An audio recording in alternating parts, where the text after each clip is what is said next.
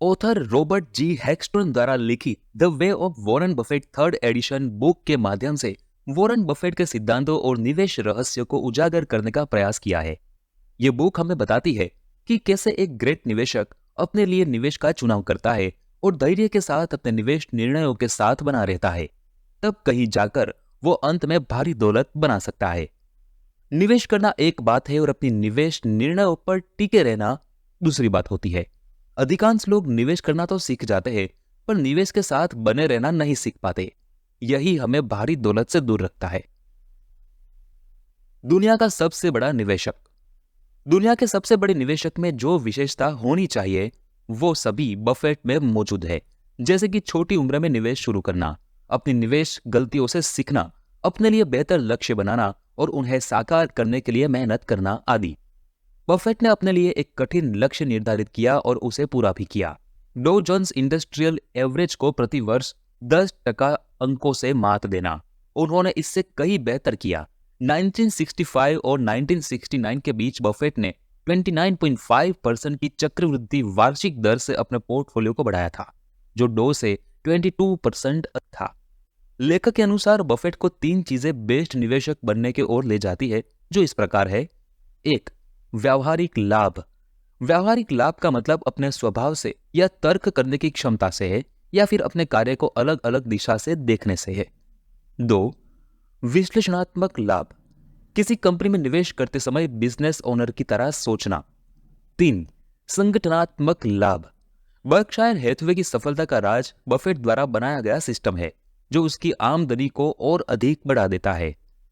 एक बिजनेस खरीदना। बफेट निवेश करते समय बिजनेस पर ध्यान केंद्रित करते हैं, ना कि मार्केट पोजीशन और ट्रेडिंग डेटा पर। बफेट का मानना है कि हम किसी कंपनी के शेयर्स खरीदने के बाद उस कंपनी के पार्टनर बन जाते हैं, उस कंपनी के प्रॉफिट लॉस में भागीदारी रखने लगते हैं। इसलिए हमें किसी कंपनी को खरीदते समय कुछ प्रश्नों के जवाब अपने आप से और उस कंपनी में पूछने चाहिए, ताकि हम एक बेहतर बिजनेस खरीद सके। वॉरेन बफेट के ये प्रश्न और सिद्धांत कुछ इस प्रकार है। बिजनेस सिद्धांत। क्या बिजनेस सरल और समझने योग्य है? क्या बिजनेस अपने इतिहास में बेहतर करता है? क्या बिजनेस की दीर्घकालिक संभावनाएं अनुकूल है? मैनेजमेंट सिद्धांत। मैनेजमेंट अपनी अर्निंग के साथ क्या करती है? क्या मैनेजमेंट अपनी गलतियों को शेयर धारकों के सामने रखती है या नहीं? क्या मैनेजमेंट अपने नियमों और लक्ष्यों को फॉलो करता है या बदलता रहता है? फाइनेंशियल सिद्धांत। प्रति शेयर आय पर नहीं बल्कि रिटर्न ऑन इक्विटी पर ध्यान दे। कंपनी मालिक की कमाई को कैलकुलेट करे। हाई प्रॉफिट मार्जिन वाली कंपनियों की तलाश करे।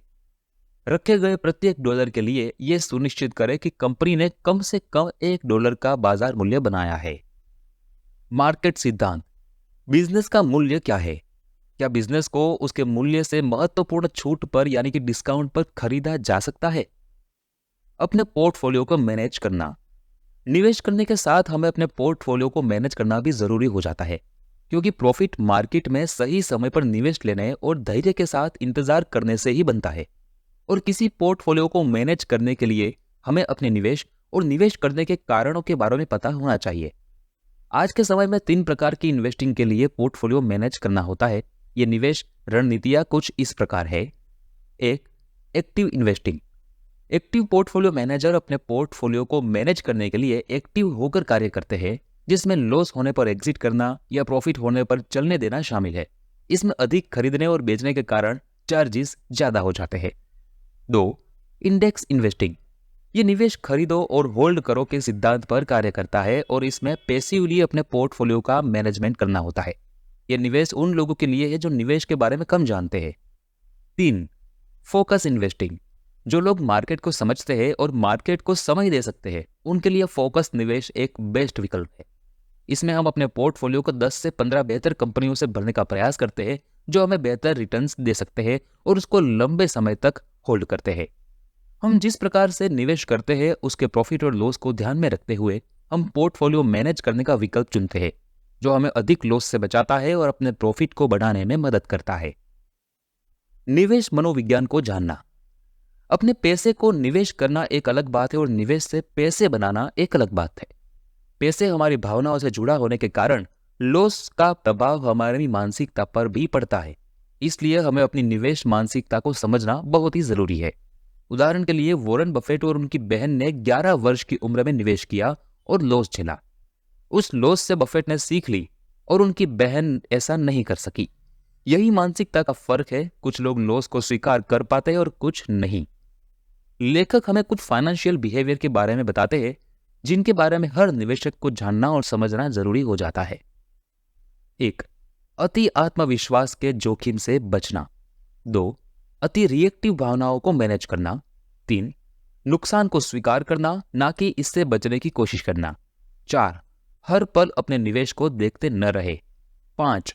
कम समय में होने वाले नुकसान को देखकर अपना निवेश न छोड़े। 6. दूसरों के कामों या निवेश नीतियों का आंख बंद करके अनुसरण न करे। 7. भावनात्मक जाल को मैनेज करे। भावनाएं तर्क से ज्यादा मजबूत होती है, इसलिए डर और लालच स्टॉक की कीमतों को कंपनी की इंट्रिंसिक वैल्यू से ऊपर और नीचे ले जाते हैं। बफेट कहते हैं कि जब लोग लालची या डरे हुए होते हैं तो वे अक्सर मूर्खतापूर्ण कीमतों पर शेयर बेच देते हैं। धैर्य के मूल्य को समझना। निवेशक और ट्रेडर्स दोनों के लिए समय सीमा मायने रखती है। एक निवेशक निवेश कारण उसके अनुसार होने तक अपने निवेश में बना रहता है और धैर्य के साथ निवेश कारण बदलने का इंतजार करता है, और अंत में निवेश कारण बदलने पर उस निवेश को छोड़ देता है।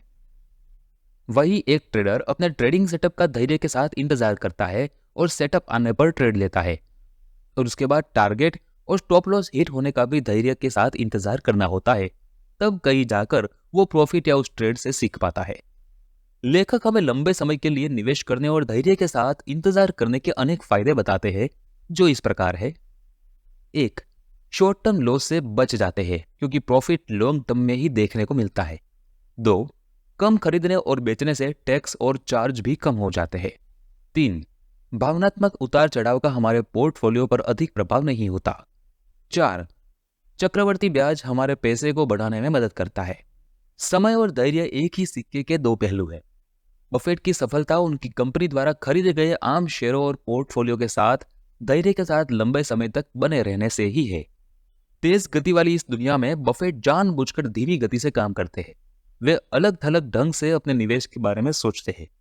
इस आलसी रवैये का मतलब आसान मुनाफे को छोड़ना है और बड़े मुनाफे को पकड़ना है। इस तरह वे निवेश के द्वारा पैसों के पहाड़ बना लेते हैं। कंक्लूजन।